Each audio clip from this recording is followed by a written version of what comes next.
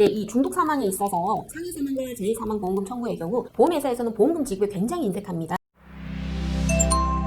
안녕하세요. 사건사고TV 김지윤입니다. 오늘도 김은 손해사정사님과 함께 중독 사망 손해사정에 대해서 이야기를 나눠보겠습니다. 안녕하세요. 네, 안녕하세요. 오늘은 중독 사망과 보상에 대해서 알려드리겠습니다. 중독사라고 하면 어떤 외부 물질 이런 걸로 인해서 신체가 중독을 일으키면서 사망하는 경우를 말하는데요. 이 중독사는 주로 어떤 경우가 있죠? 네, 문제가 많이 일어나는 중독사는 약물 중독이나 알코올 중독이 가장 흔한 케이스라고 할 수 있습니다. 중독 사망의 경우 보험으로 처리받을 수 있는 담보와 그렇지 않은 경우가 있는데 설명 한번 부탁드릴게요. 네, 일반 사망 보험금의 경우 2년 이내 자살이 의심되지 않는 경우라며 보험금 지급되는 데는 문제가 거의 없습니다.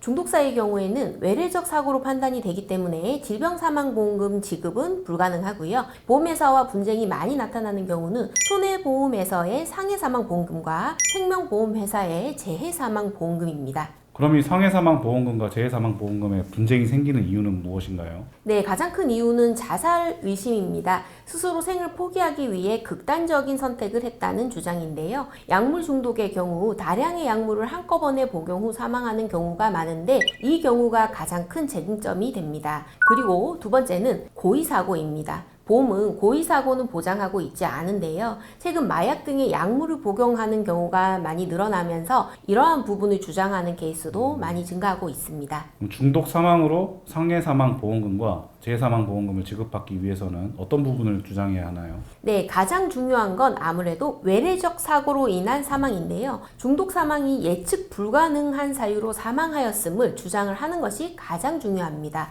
그리고 자살이 아님을 주장을 해야 하는데요. 사망 전 주변 환경이나 생활 태도 등을 분석하여 자살을 할 이유가 없었음을 주장할 필요가 있습니다. 만약에 유서 등의 존재로 자살이 의심되는 경우라면 자유로운 의사결정을 하지 못하는 상태에서의 사망이 아닌지를 또한 검토할 필요가 있습니다. 그럼 마지막으로 상해사망과 재해사망 담보 유의할 점을 알려주시죠. 네, 이 중독 사망에 있어서 상해 사망과 재해 사망 보험금 청구의 경우 보험회사에서는 보험금 지급에 굉장히 인색합니다. 금액이 고액이기도 하지만 심사 과정에서 보험금을 지급하지 않으려 소송을 유도하는 경우도 있으니까 이 부분도 유의하셔야 하는 부분입니다.